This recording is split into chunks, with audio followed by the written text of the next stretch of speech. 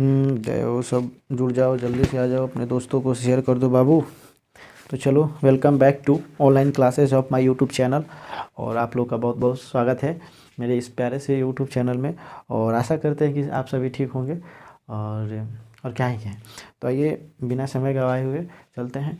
और अपने जैसा कि इस क्लास में आप लोग से वादे के मुताबिक 1 शॉट वीडियो होगा। और 1 शॉट में आपको संयोजन, अभिक्रिया, वियोजन, विस्थापन, द्विविस्थापन, अवक्षेपण, उदासीनीकरण और उपचयन, जिसको दूसरा नाम होता है अक्सीकरण, अपचयन दूसरा नाम होता है अवकरण, ऊष्माशोषी अभिक्रिया, ऊष्माक्षेपी रिडॉक्स और विकृत गंधिता। उसके अलावा भी बहुत सारे अभिक्रिया होंगे जो ऐसे ही केवल अगर क्लास में कंसिस्ट होकर आप सुनिएगा तो बहुत सारी बातें आपको यूं ही याद हो जाएंगी। ठीक है, तो आपको कोई कंफ्यूज करने वाली बात नहीं रहेगी। और क्यों कंसिस्ट होकर कॉन्सेप्ट पर ध्यान दीजिएगा, ना कि रटने का प्रयास करिएगा। जो ही बताएंगे और कॉन्सेप्ट पे ध्यान दीजिए आप, बिल्कुल आपको समझ में आएगा।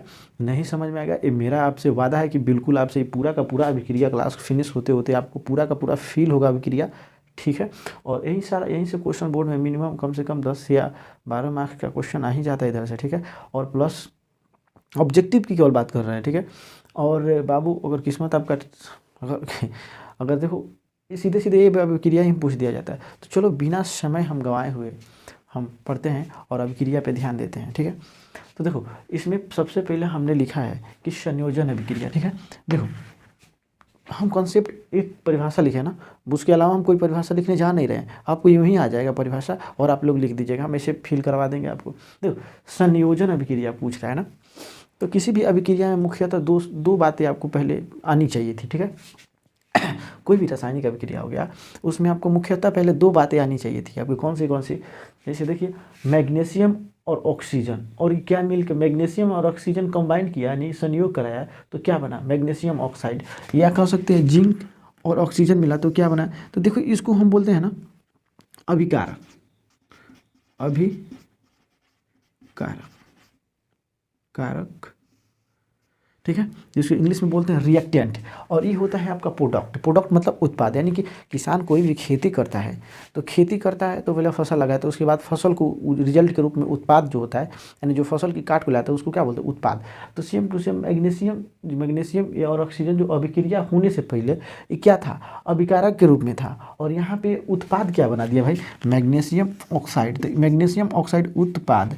तो ये 2 चीज़ याद रखो, इसमें अभिकारक और उत्पाद, ये 2 टर्म आएंगे। और दोनों टर्म आप लोग पहले ही समझा दिए अभी कि अभिकारक क्या होता है कि जस्ट जो तत्व आपने मिलाया, चाहे जो कंपाउंड आपने लिया, और वो अभी जस्ट अभिक्रिया नहीं किया हो। जैसे आपने मैग्नीशियम और ऑक्सीजन रखा है, अभी अभिक्रिया नहीं किया है। ठीक है, तो उससे पहले वाले यौगिक या कंपाउंड या जो भी परमाणु होंगे, तत्व होंगे, उसको क्या नाम दिया गया?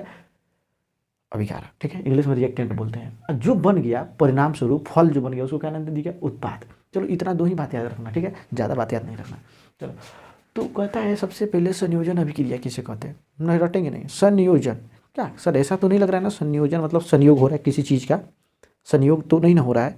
संयोजन वैसे ही, हाँ सही कह रहे हैं सर, संयोग जैसा लग रहा है। संयोजन यानी कि इसको परिभाषा आप कैसे बनाइएगा? जिस रासायनिक अभिक्रिया में, ये कौन सा अभिक्रिया हो रहा है भाई? रासायनिक अभिक्रिया हो रहा है। ठीक है, तो जिस रासायनिक अभिक्रिया में 2 या 2 से अधिक अभिकारक अभिक्रिया करके, अभिक्रिया माफ करिएगा, यहाँ पे आप अभिक्रिया लिख लीजिएगा। जैसे यहाँ पे 2 या 2 से अधिक अभिकारक अभिक्रिया करके, यहाँ पे क्या लिखिएगा? अभिक्रिया लिख लीजिएगा।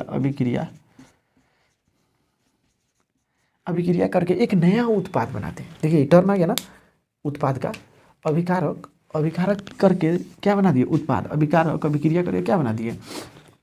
उत्पाद बना देता है। उसी को आप उस रासायनिक अभिक्रिया को क्या नाम दे दिया? संयोजन अभिक्रिया नाम दे दिया। ठीक है, चलो समझते हैं फिर से एक बार और। ठीक है, यही केवल समझेंगे, उसके अलावा हम बता देंगे आपको, यूँ ही आ जाएगा। ठीक है, देखो संयोजन कहीं ऐसा तो फील नहीं। संयोजन मतलब मिलना, संयोग होना, जुड़ना। ना कहते कि योग होना, तो संयोजन ऐसे ना लग रहा है ना? तो हाँ, एकदम ऐसे ही लगना चाहिए आपको। यानी कि इसमें 2 या 2 से अधिक अभिकारक होंगे, यानी कि अभिकारक अभी बता चुके हैं यहाँ पे। देखो अभिकारक यानी अभिक्रिया करने से पहले के। ठीक है, तो 2 या 2 से अधिक। अरे भाई, जब कोई भी चीज़ कब संयोग होते हैं? अकेले तो आप किसी से मिल नहीं सकते। मिलने के लिए आपको 1 या 2 या 2 से अधिक आदमी चाहिए तब ना मिलिएगा जी, है? अकेले कैसे मिलिएगा? अकेले कहेगा हम अकेले अपने आप से मिल लिए, एक उचित बात नहीं है। ठीक है, तो आपको मिलने के लिए क्या हो? जैसे 2 या 2 से अधिक दोस्त मिल के मिलते हैं तो उसको आप संयोग बोलते हैं, आप योग बोल सकते हैं। सेम टू सेम, जहाँ दो या दो से अधिक अभिकारक, यानी संयोजन बोध हो रहा है भाई, तो बिना कुछ समझे हम क्या बोलेंगे, जहाँ दो से अधिक अभिकारक अभिक्रिया करके मैंने सब मिल के एक को पदार्थ बना दे, उस अभिक्रिया को क्या नाम दे दिया गया, संयोजन अभिक्रिया। फिर एक बार बोल देते हैं, जहाँ दो या दो से अधिक अभिकारक, तो देखो यहाँ दो है ना, या दो से अधिक भी हो सकता है, अधिक अभिकारक अभिक्रिया करके एकल नया उत्पाद बना दे। कौन पदार्थ, एकल नया उत्पाद बना दे, चाहे यौगिक बना दे, उस अभिक्रिया को नाम दे दिया गया संयोजन। अब चलो बस यही एक समझना था, उसके बाद हमको बाकी केवल इसे अब हम बोल देंगे, यहाँ से आप लिख लीजिएगा। जैसे अब कैसे हम बोल दे रहे हैं, दो या दो से अधिक अभिकारक अभिक्रिया करके, आंख बंद करके बोल सकते हैं हम, ठीक है, अभिक्रिया करके एकल उत्पाद बनाते हैं, एक पदार्थ बनाते हैं। देखो यहाँ पे एक पदार्थ है, उसी अभिक्रिया को संयोजन अभिक्रिया कहते हैं। चलो अब दूसरा क्या पे, वियोजन। वियोजन करने से क्या, वियोग जैसा फील नहीं ना हो रहा है ना, वियोजन करने से सर वियोग, हाँ वैसे ही कुछ लग रहा है। और वियोग में आदमी जाता कब है, यानी कि आप पहले दो गो थे या दो से अधिक लोग थे, और उसमें से कोई बिछड़ गया जो आपका बहुत करीबी था, जैसे आप हैं और आपकी महिला मित्र है, आप है और आपकी महिला मित्र है, और आपकी महिला मित्र आपसे बिछड़ गई, ठीक है, आपकी महिला मित्र आपसे क्या हो गई, बिछड़ गई। तो बिछड़ के जब आपकी महिला मित्र, तो आप क्या कह सकते हैं कि आप एक वियोग में चले गए, यानी पहले दो आदमी था, दो या दो से अधिक भी आदमी हो सकता है, यानी कि आप माफ़ करिएगा, ठीक है, आप दोस्तों का ग्रुप था, यानी कि आप सब कोई मिल के इकट्ठा थे, या कह सकते हैं आप और आपकी महिला मित्र मिल के ना कहते हैं दो जिसमें एक जा, सेम टू सेम वही बात है, यानी कि दो आदमी मिल के एक आदमी थे, यानी कि वो दोनों साथ साथ रहते थे, खाना भी मैंने उठना बैठना सोना सब कुछ साथ में। तो देखो यानी कि अगर वियोग मेकअप चला जाता है, जब वो जो आदमी आपके पार्टनर था वो क्या हो गया, आपको छोड़ के चला गया, आपको तो फिर कहाँ चले जाइएगा वियोग में, उसके विलाप करने लगेगा कि वो था, यानी कि आपके इससे क्या स्पष्ट है, वियोजन यही ना हो रहा है कि कोई वियोजन वियोग, यानी स्पष्ट हो रहा है कि वियोजन एक ऐसा क्रिया होगा जो क्या होगा, वियोजित हो जाता होगा, यानी कि अपने आप से, अपने कंपाउंड से, अपने यौगिकों से क्या कर लेता, खुद को कोई पदार्थ यौगिक था, कोई कंपाउंड था, खुद को अपने आप से निकाल किसी को क्या कर देता, फेंक देता, जाओ तुम अपने दुनिया में जियो। यानी कि वियोजन अभिक्रिया उसे कहते हैं जिसमें एकल अभिकारक, एकल पदार्थ, यहाँ पे ऐसे बोलिएगा, वियोजन एक ऐसी रासायनिक अभिक्रिया है जहाँ एकल पदार्थ, इसमें दो को मिलके बना देता है, एक को मिलके वियोजित कर देता है, यानी कि दो को बना देगा, और दो से अधिक बना सकता है। यानी कि वियोजन एक ऐसी अभिक्रिया है जहाँ एकल पदार्थ अभिक्रिया करके दो या दो से अधिक पदार्थ बना देते हैं। क्या, संयोजन का जस्ट अपोजिट क्या याद कर लीजिए, वियोजन, यानी वो दो से अधिक मिलकर एक बना देता था, ये वो अभिक्रिया करके दो को बना देता था, दो या दो से अधिक बना देता था। तो इसके लिए हम क्या कर लिख सकते हैं भाई, इसके लिए हमारा क्या हो सकता है, जैसे आप यहाँ पे हम एक एग्जाम्पल दे सकते हैं, बहुत सारा एग्जाम्पल हो सकता है, ठीक है, तो हमारा बहुत सारा एग्जाम्पल हो सकता है वियोजन अभिक्रिया का। बात याद रखना कि संयोजन अभिक्रिया का जस्ट अपोजिट कौन सा अभिक्रिया होगा, वियोजन। तो जैसे हम यहाँ पे लिखना शुरू करते हैं, CaCO3, देखिए कैल्शियम कार्बोनेट, ठीक है, एक कैल्शियम कार्बोनेट है, जब इसको आप गर्म करिएगा ना, ठीक है, गर्म करिएगा तो CaO कैल्शियम ऑक्साइड बनाएगा, ठीक है, और प्लस में क्या बनाएगा, CO2 carbon dioxide, calcium oxide और कार्बन डाइऑक्साइड बना दिया कि नहीं। देखो वियोजन अभिक्रिया उसे कहते हैं जहाँ एकल उत्पाद, क्या है, एकल है ना भाई, जहाँ एकल पदार्थ क्या किए, एकल पदार्थ अभिक्रिया करके दो या दो से अधिक, दो या दो से अधिक क्या बना दे, उत्पाद बना दे, अधिक उत्पाद बना दे, उस अभिक्रिया को वियोजन अभिक्रिया बोलिएगा। आपको समीकरण इक्वेशन याद होना चाहिए, क्योंकि इक्वेशन से ही आपका बोर्ड में नंबर उठता है। तो वियोजन अभिक्रिया भी क्या, अब स्पीड बढ़ा लेंगे अपना जस्ट, ठीक है। संयोजन में दो या दो से अधिक मिलकर एक बना लेते हैं, वियोजन में एक अभिक्रिया करके दो या दो से अधिक। देखो तो आप इसको ऐसे बोलिएगा, परिभाषा में आप लोग लिख लीजिए, बोल देते हैं वियोजन जिस रासायनिक अभिक्रिया में एकल पदार्थ या एकल पदार्थ अभिक्रिया करके दो या दो से अधिक यौगिक बना देता है या पदार्थ बना देता है, उस रासायनिक अभिक्रिया को वियोजन अभिक्रिया कहते हैं। तो देख लो यहाँ पे एकल पदार्थ है, दो या दो से अधिक बना दिया कि नहीं, कार्बन और कैल्शियम ऑक्साइड बना दिया और कार्बन डाइऑक्साइड बना दिया, तो सही बात है।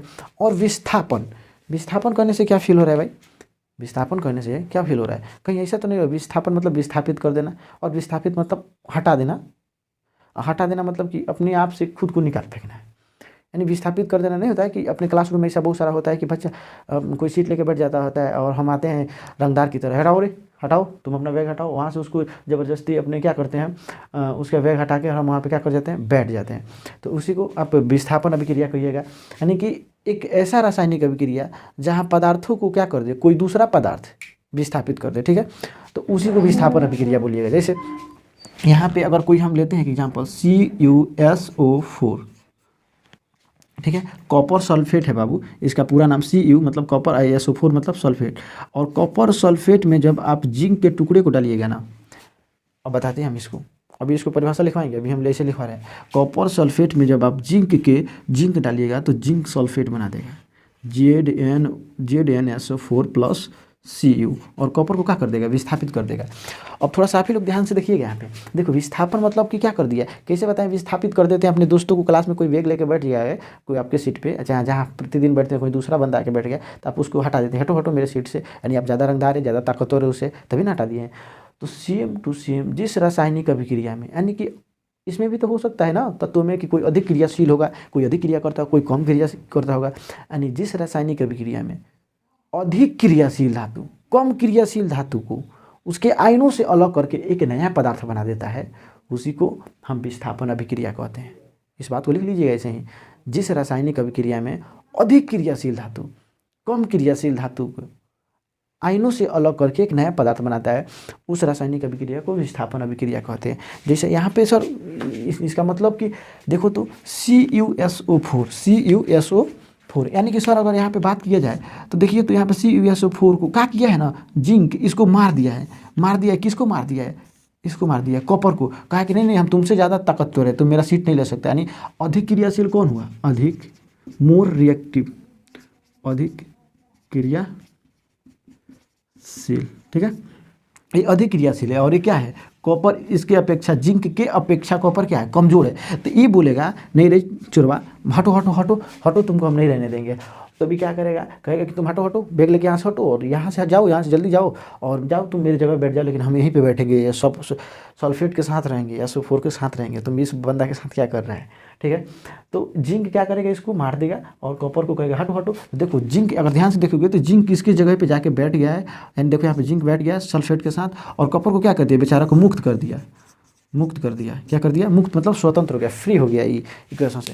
तो सेम टू सेम वही बात है। यानी जिस रासायनिक अभिक्रिया में अधिक क्रियाशील धातु कम क्रियाशील धातु उसके आयनों से अलग करके विस्थापित करके एक नया पदार्थ बना देता है, उसी को क्या बोलते हैं बाबू, विस्थापन अभिक्रिया बोलते हैं। और इस अभिक्रिया में जैसे में अगर आप लिखना चाहिएगा तो इसकी इक्वेशन डाल दीजिएगा, आपको पक्का 2 नंबर मिल जाएगा, ठीक है। अब एक क्वेश्चन यहाँ से पूछता है सीधे सीधे, जानते हो एक और क्वेश्चन पूछता है, क्या होता है जब ये कॉपर सल्फेट है ना, कॉपर सल्फेट में जिंक के टुकड़े को डाला जाता है ना, जिंक का टुकड़ा है मान लीजिए, डाल दीजिए कॉपर सल्फेट के विलयन में, तो क्या होगा, ये बतिया लिख देना होता है, ठीक है। जब हम कॉपर सल्फेट के विलयन में जिंक के टुकड़े को डालते हैं तो जिंक सल्फेट बनता है, कॉपर क्या हो जाता है, मुक्त हो जाता है, स्वतंत्र हो जाता है। ये बात याद रखिएगा, ठीक है। नेक्स्ट पढ़ते हैं।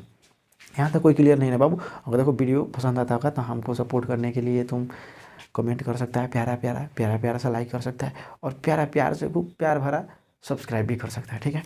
अगर उसके बाद मन नहीं करता होगा तो मत दबाना, कोई ज़बरदस्ती नहीं है, फिर भी हम कहेंगे कि दबा दो, ठीक है।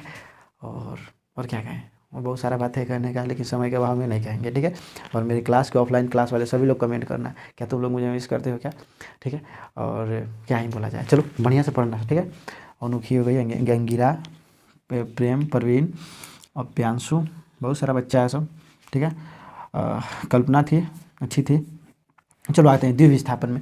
अरे सर विस्थापन और द्विविस्थापन हमको ये क्या बोल रहे हैं सर आप, विस्थापन और द्विविस्थापन हमको एक ही जैसा लग रहा है। हाँ नहीं हम कहेंगे ठीक है एक ही जैसा मानो, ये भी अदला बदली करेगा, ये भी जगह बदलेगा, लेकिन द्विविस्थापन मतलब ये बोलेगा ये स्वतंत्र नहीं करेगा, ये कहेगा कि द्विविस्थापन मतलब दू, यानी कहेगा कि तुम मेरे जगह पे आ जाओ और हम उसके जगह पे चले जाए, ठीक है। यानी द्विविस्थापन, विस्थापित तो होगा, यानी कि वो उसके जगह ले लेगा, एक जगह ही हो गया, एक इसका जगह पे जो बैठा रहेगा वो चला जाएगा, तो इसको अदला बदली आपस में कर सकते हैं, इंटरचेंज, ठीक है। इसी को हम द्विविस्थापन नाम दे दिए। तो क्या कोई इसी अभिक्रिया लिखिए ना सर जिसमें दिख जाए, तो हम आपको लिख देते हैं, ठीक है। NaCl नमक में AgNO3, ठीक है।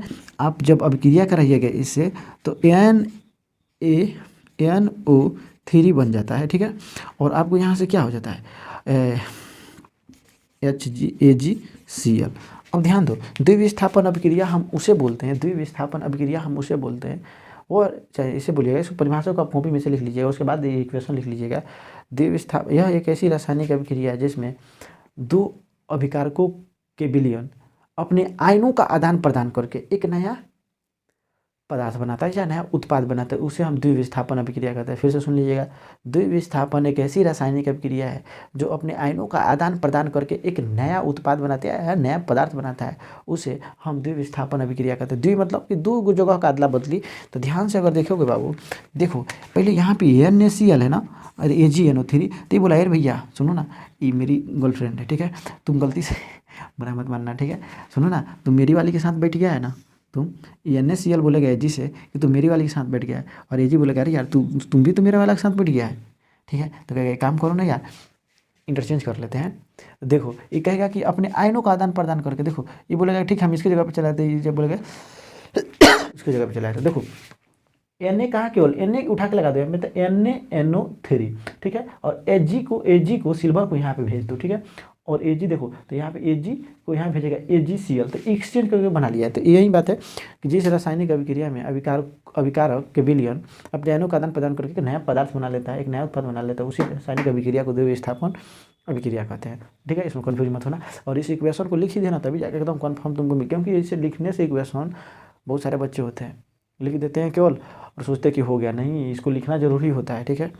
चलो नहीं लिखेगा तो उसको पॉजिटिव इफेक्ट नहीं पड़ेगा, लगेगा बच्चा रट के आया है, और इतना ही लिख देने से तुम्हारा उस पर पॉजिटिव प्रभाव पड़ जाएगा। चलो अवक्षेपण, अरे भैया ये क्या है, अब कहता ना एक के साथ बाई 1 गेट 1 फ्री, वैसे हम अब करवाने वाले हैं।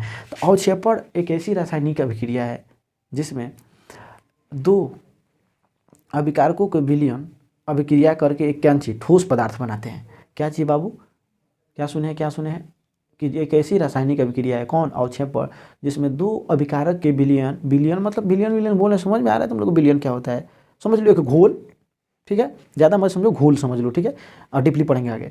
तो यानी कि दो अभिकारकों के विलयन अभिक्रिया करके एक ठोस पदार्थ बना देते हैं। क्या कह रहे हैं सर, एक ठोस पदार्थ बनाते, ये कौन सा, एक थोड़ा दीजिए तो एग्जाम्पल।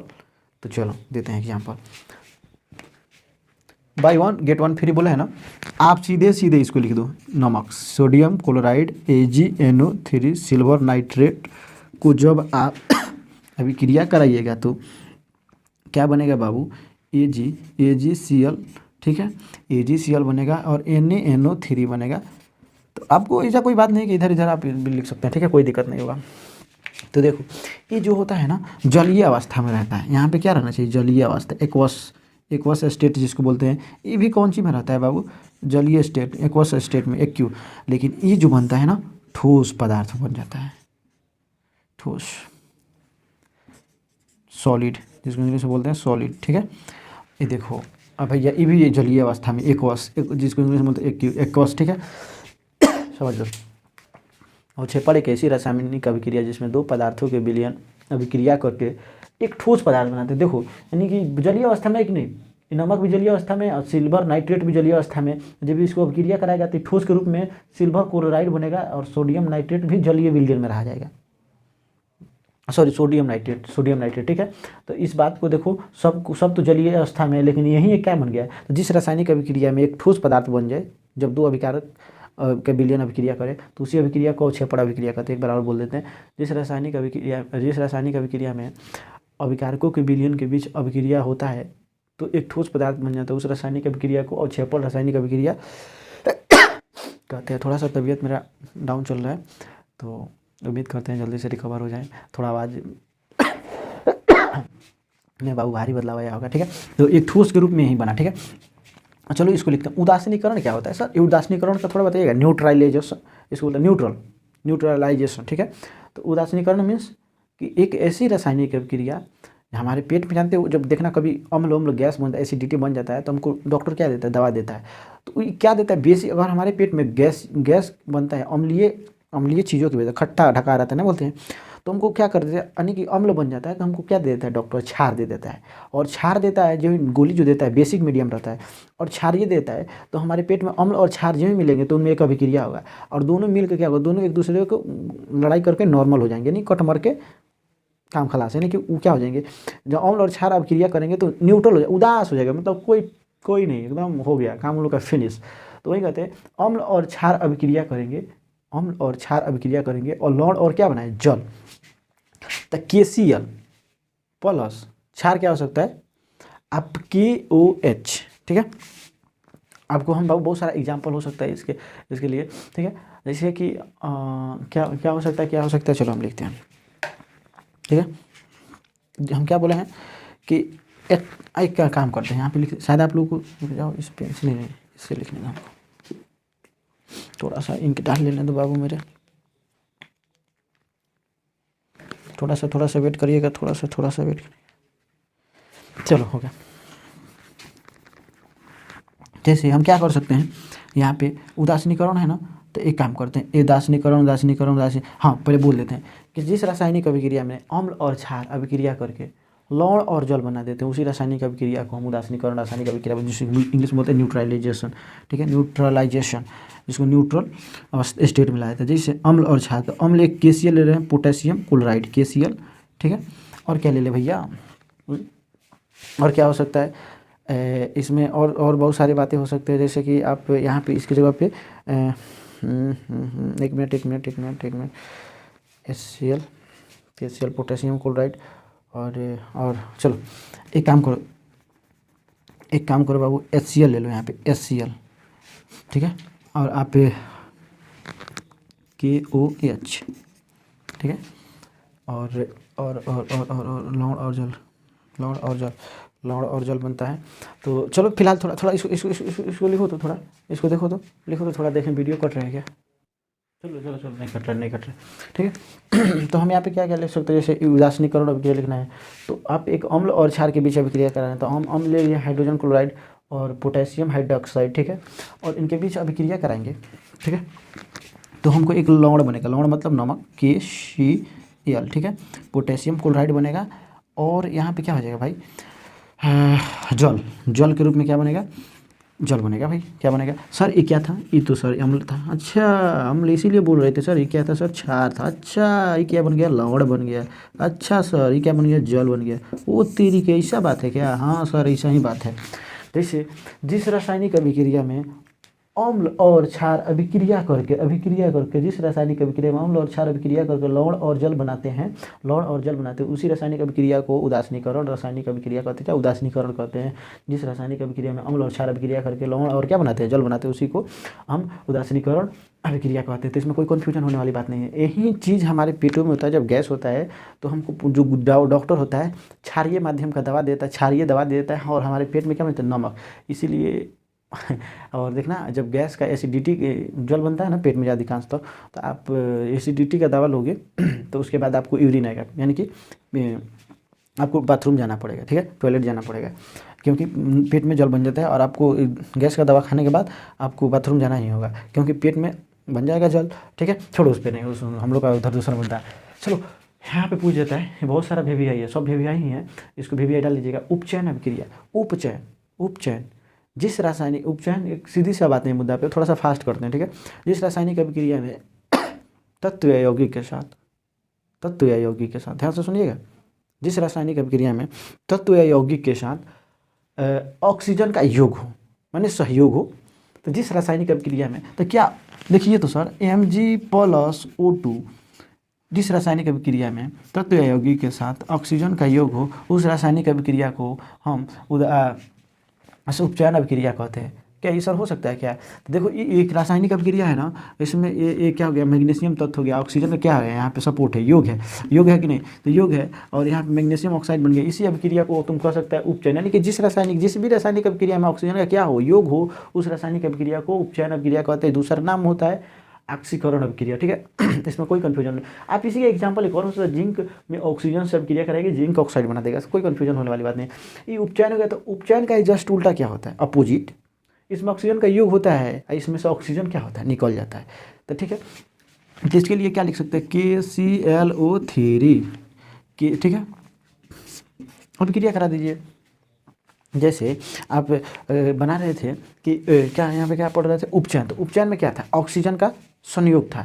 लेकिन जब जो ही हम क्या किए, जो ही अब पूछ रहा है कि अपचयन यानी अवकरण, तो इसमें ऑक्सीजन क्या होगा, उसमें ऑक्सीजन जुड़ जा रहा था, इसमें से ऑक्सीजन क्या हो जाएगा, निकल जाएगा।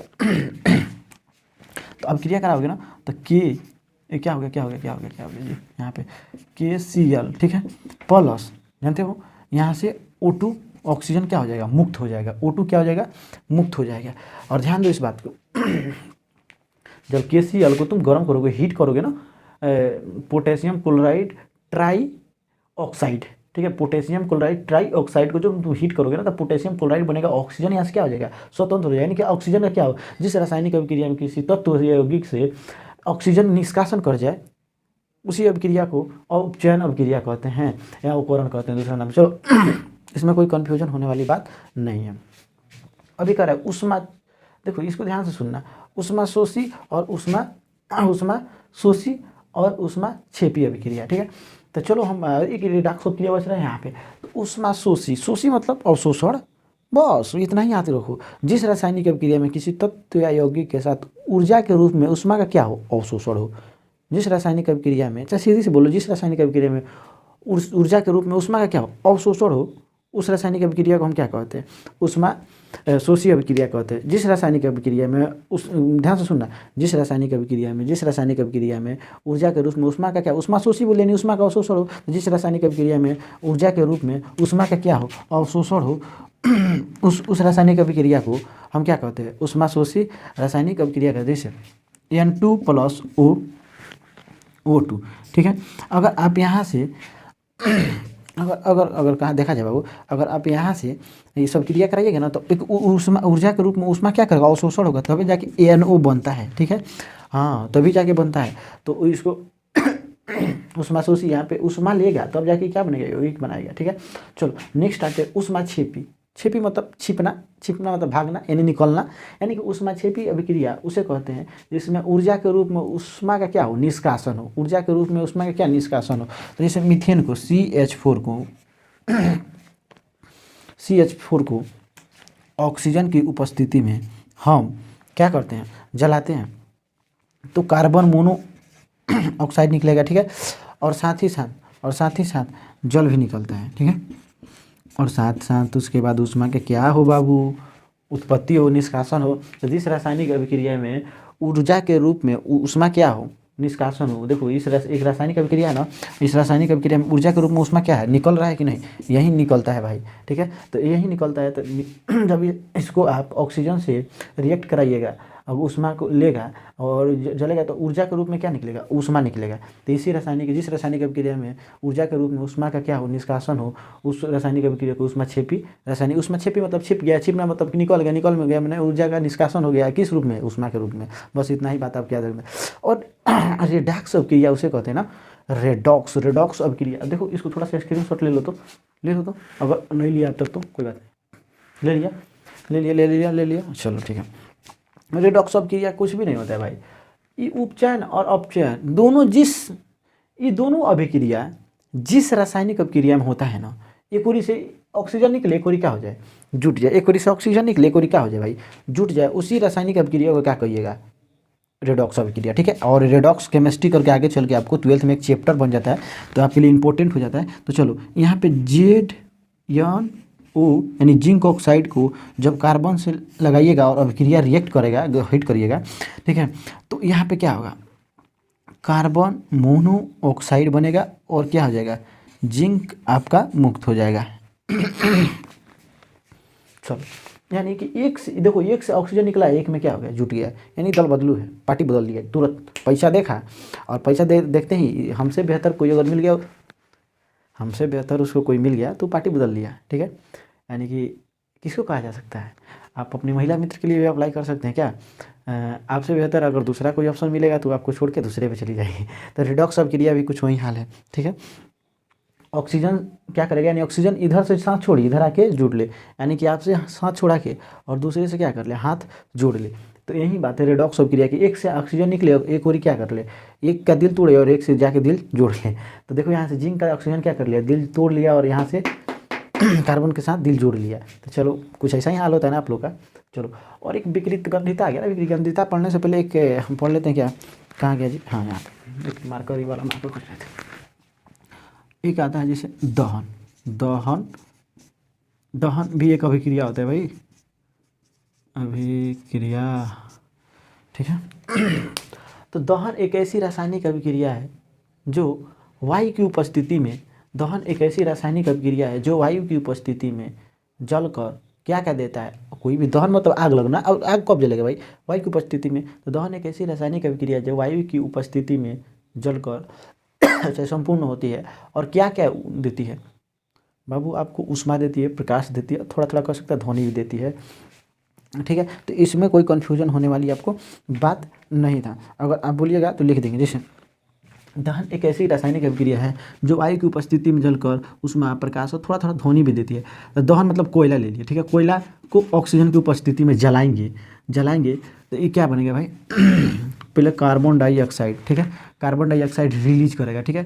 उसके बाद क्या बनेगा, प्रकाश बनेगा ना, उसके बाद क्या छोड़ेगा, ऊष्मा भी छोड़ेगा, ठीक है। तो यही दहन अभिक्रिया हो सकता है ना। तो दहन एक ऐसी रासायनिक अभिक्रिया है जो वायु की उपस्थिति में संपूर्ण होती है और प्रकाश और ऊष्मा क्या करती है, उत्सर्जित करती है, ठीक है। तो इसमें कोई कन्फ्यूजन होने वाली बात नहीं है। एक विकृत गंधिता नामक टर्म आता है, जैसे कि विकृत गंधिता क्या होता है, थोड़ा ठंडी बढ़ गया ना, और थोड़ा जैसे अभी तबीयत स्लो चल रहा है तो क्या करेगा, अकेले हैं यार, खाना भी बनाना पड़ता है, सब कुछ करना पड़ता है।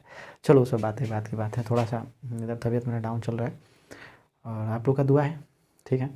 और क्या कहते हैं, थोड़ा तबीयत डाउन चल रहा है एक ही बात सर कितना बार बोलिएगा, चलो कुछ नहीं। तो दहन एक ऐसी रासायनिक अभिक्रिया, अरे सॉरी विकृत गंधिता पे थे ना, तो विकृत गंधिता यानी कि विकृत गंधिता क्या होता है सर, ये तो कुछ अजीब गरीब नाम लग रहा है। विकृत गंधिता, हमारे घर में समोसे पकौड़े बनते हैं ना, तो कुछ सुबह बनाए और शाम तक नहीं खाए तो अगले दिन क्या हो जाते, खराब हो जाते, खाने लायक नहीं बचते, यानी कि इसी प्रक्रिया को, खराब हो जाने की प्रक्रिया को ही विकृत गंधिता कहते हैं। समोसे पकौड़ी को क्या क्या बोल रहे हैं सर, समोसे पकौड़े खराब हो जाएंगे, उस प्रक्रिया को खराब हो गया, वो प्रक्रिया हो गया, उसे विकृत गंधिता बोलते हैं, हाँ ठीक है। इस बात को आप सजा के भी लिख सकते हैं ऐसे कि दहन एक ऐसी विकृत गंधिता एक ऐसी रासायनिक अभिक्रिया होती है जो वायु की तेल, या आप इसको ऐसे बोलिए ना, तेल एवं वसा से बने खाद्य पदार्थों को जब हम लंबे समय तक वायु की उपस्थिति में, वायु यानी हवा की उपस्थिति में रखते हैं तो हवा द्वारा ऑक्सीकृत होकर नष्ट हो जाते हैं, जिससे यानी खराब हो जाते हैं, जिससे उसका रंग क्या क्या खराब हो जाता है भाई, तेल एवं वसा से बने, यानी तेल ओल से बना जो कोई भी खाद्य पदार्थ होता है ना, तो उसको क्या बोलते हैं, हवा में उपस्थिति में ज़्यादा देर नहीं रखा जाता है, क्यों, खराब हो जाएगा। जैसे पकौड़े बनेंगे, जैसे सुबह बनेगा 1 घंटा तक खाएगा तो हो सकता है ताज़ा रहे, लेकिन शाम तक वो क्या हो जाएगा, खराब होना शुरू हो जाएगा, ठीक है। तो बहुत जल्दी खराब होता है। चलो, तो तेल एवं वसा से बने खाद्य पदार्थों को लंबे समय तक वायु की उपस्थिति में जब रखते हैं तो वायु द्वारा ऑक्सीकृत होकर खराब हो जाते हैं, जिससे उनकी रंग, गुण, गंध, देखो रंग, गुण, गंध तीनों में क्वालिटी चेंज हो जाएगा यार, क्वालिटी यानी गुणवत्ता में बदलाव आ जाते हैं, और इसीलिए हम विकृत गंधिता, समझ गए ना, इसी प्रक्रिया को ही हम क्या कहते हैं, विकृत गंधिता कहते हैं। और विकृत गंधित पदार्थों को विकृति यानी विकृत गंधिता से बचने के लिए, पदार्थों को विकृत गंधिता से बचने के लिए हम पदार्थों को वायुरोधी बर्तन में रखते हैं या नाइट्रोजन गैस से प्रभावित करते हैं। यानी कि नाइट्रोजन गैस क्या करता है, हवा की उपस्थिति को हटाता है, हटो हटो हटो हटो, तुम नहीं आएगा यहाँ पे, चुट्टा चुरवा सब घुस गया ऐसे बिना ऑर्डर लिए हुए, यानी कि क्या करता है, हवा को हटा देता है। और अधिकांश तो जो तेलीय पदार्थ होते हैं ना, हवा के संपर्क में आएंगे ना तो उनको नष्ट हो जाते हैं, यानी उसका क्वालिटी डैमेज होता है ना। पकौड़ी कैसा अच्छा अजीब लगे ना, आज का पकौड़ी कल होके खाएं नहीं अच्छा लगेगा, हो सकता है आज का आप आज का रोटी है तो हम अगले दिन खा लेते हैं लेकिन पकौड़ी उतना खराब हो जाता है, तो उसकी उसी को हम क्या कहते हैं, विकृत गंधिता कहते हैं। तेल एवं वसा से बने खाद्य पदार्थों को लंबे समय तक वायु की उपस्थिति में रखने से उनके रंग, गुण, गंध, स्वाद इत्यादि में परिवर्तन आए थे, इसी प्रक्रिया को ही विकृत गंधिता कहते हैं। और विकृत गंधिता से बचने के लिए हम पदार्थों को वायुरोधी बर्तन में या नाइट्रोजन गैस से प्रभावित किया जाता है। तो कुरकुरे होते हैं ना, कुरकुरे को आप अगर खोल कर रख दीजिए पैकेट को, तो उसमें नाइट्रोजन गैस भरा जाता है, अगर पैकेट को खोल कर रख दीजिए आप तो बहुत जल्दी खराब हो जाएगा, ठीक है। इसीलिए हम उसको क्या कर बोलते हैं बाबू, कि उसको वायुरोधी बर्तन में रख देते हैं या नाइट्रोजन गैस से प्रभावित कर देते हैं, जो कि हवा की उपस्थिति क्या कर देता है, हटा देता है। तो आपकी आज की क्लास की वीडियो कैसी लगी, और यार कमेंट नहीं करता है तुम लोग, नीरज सर से इतना प्यार करता है, कमेंट करो और कैसा क्लास लगा इसको ज़रूर ही बताओ, ठीक है। बाकी wish you all the best all of you, and सबको प्यार भरा आज के लिए मेरी तरफ से नमस्कार, और पढ़ाई करते रहो और हमें मोटिवेट भी करते रहो कमेंट करके कि क्या चाहिए तुमको और किस प्रकार का वीडियो चाहिए। और बाकी कोई दिक्कत हो तो कमेंट बॉक्स में लिख देना, या बाकी मेरा फ़ोन नंबर आप लोग के पास है ही, तो आप लोग हमको बता दीजिएगा, ठीक है। चलो ज़्यादा बातचीत नहीं करेंगे, वीडियो लंबा हो जाएगा, ठीक है। और यहीं से वीडियो का क्या करते हैं, डी एंड करते हैं। बाय बाय, टाटा, नमस्कार, शुभ रात्रि।